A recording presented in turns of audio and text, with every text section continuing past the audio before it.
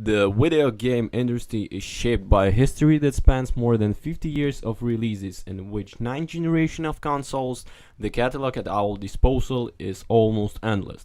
However, the passage of time has also caused serious problems that were unlikable 20 or 30 years ago.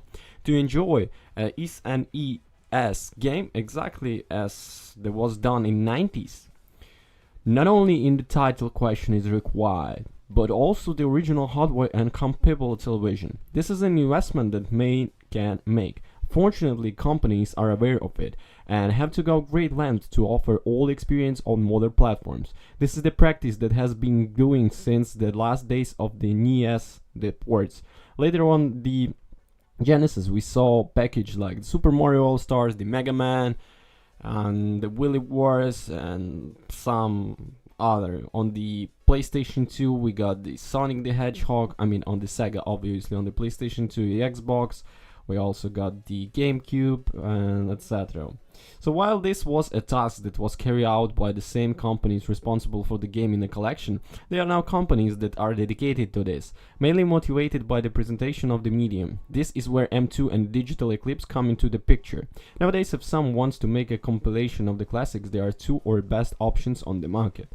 Not just the emulation we've been given in the packages, like the Disney Afternoon Collection, the Sega Age series, and the Mega Man Legacy, to name just a couple of examples, top notch. But the additional content also reveals enormous passion. They have a certain franchise among all great developers who have worked with these companies. One of the stands out that goes exactly from the Konami. So, the history of the Teenage Mutant Ninja Turtles in the video game is extensive, spanning from the days of the NES to present the day when the Shredder Revenge being the most recent installment. However, the Cowabunga collection is only focused on what I saw between 89 and 93.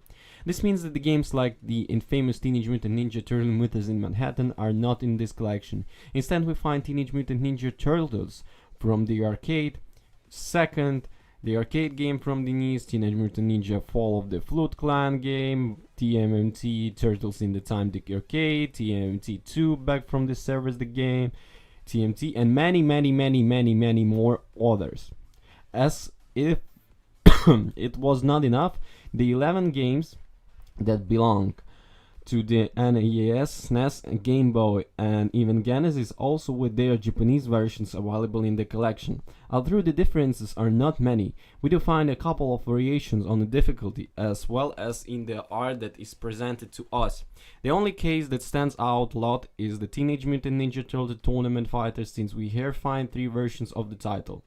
While one might take the same thing, at least it relates to the SNES and Genesis, we didn't find a couple of variations, so in conclusion is more than justified.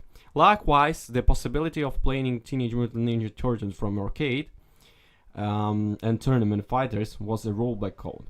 Overall, the Cowabunga collection is a phenomenal package that manages to deliver the most recognizable Teenage Mutant Ninja Turtles games. Sure, just watching Teenage Mutant Ninja in time, both for play arcade version and the SNES version not normal difficulty, is more than enough to convince someone would buy this compilation. But the inclusion of fantastic titles like the Teenage Mutant Ninja Turtles Manhattan Project, the Hyperson Heist, and the Teenage Mutant 3 make this collection even more worthwhile for everyone instead learning about the history of the property. Along with this, not everything we see here beat them ups.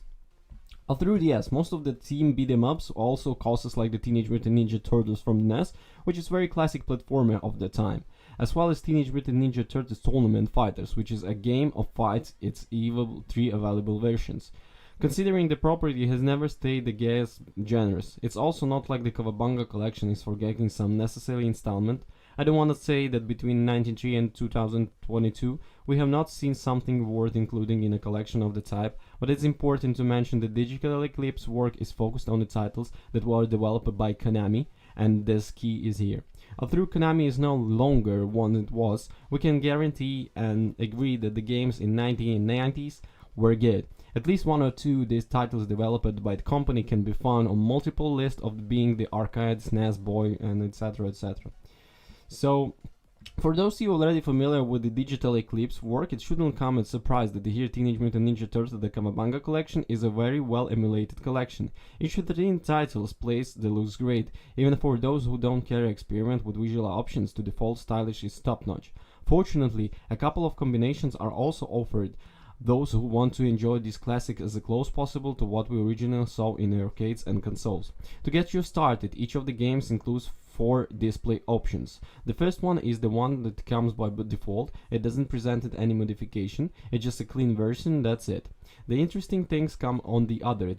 On these is TV filter, which offers us horizontal lines that resemble that we saw with CTR television. Along with this we have the monitor mode, which also presents us with the lines, only with the time vertical mode was appearing. Finally, we have the LCD filter, which offers us the closest experience to what is seen in a Game Boy. How you probably already noticed, each of the 3 options is focused on a specific platform. The monitor goes hand in hand with arcade games. The LCD filter works best with the Game Boy ones, while the TV filter is perfect for console deliveries. However, nothing prevents you from combining those filters and options playing the Teenage Mutant Ninja Turtle with the vertical lines. It's not somebody I recommend, and even Digital Eclipse has been clear on the type of filter works best each title, but you probably quickly figure out on this rare occasion. Well, all those 13 games have an upgrade menu, can be activated from the selection menu. Here we found options such as possibility of starting at certain level, infinite lives for arcade players, activating gold mode and advancing without someone touching you, unlocking the certain content immediately, and more.